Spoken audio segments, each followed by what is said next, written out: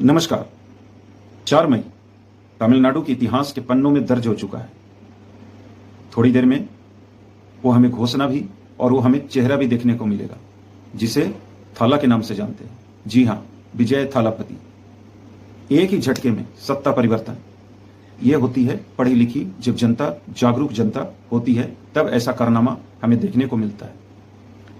हर वो राज्य जहां कंपटीशन है, एक दल में नहीं, 3-3 पार्टियां, एक से बढ़ के एक पार्टियों के बीच में जब ऐसे चुनाव होता है, तो यकीन मानिए आने वाला 5 वर्ष उन जनता के लिए उज्जवल भविष्य लेके आएगा। काश ऐसे ही परिवर्तन यदि हमें बिहार में भी 5 वर्ष के लिए जन सुराज को दिया होता, तो हो सकता है हमें बिहार में भी बदलाव देखने को मिलता। मानता हूं मैं कि वर्तमान में जो सरकार है एनडीए की, वो भी काफी अच्छा कार्य कर रही है, परंतु नए लोग, नई उड़ान हमेशा ज्यादा कारगर सिद्ध होता है।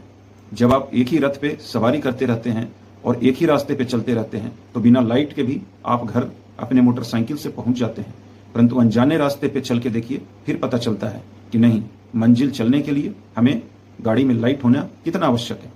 इसीलिए बिहार के लोगों से जरूर कहूंगा कि एक नजर तमिलनाडु चुनाव की तरफ में भी देखो कि कैसे टीवीवी पार्टी ने के विजय थालापति ने वो कारनामा कर दिखाया।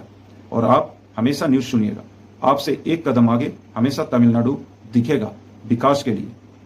उम्मीद करूंगा बिहार में भी सम्राट चौधरी जी विकास को काफी तीव्र गति से ले जाएं, ताकि जितनी तीव्र गति से गुजरात, महाराष्ट्र आगे बढ़ चुका है, हम उन्हें पकड़ सकें और फिर कंधे से कंधा मिला करके हम भी कह सकें कि हां, मैं भी बिहारी हूं।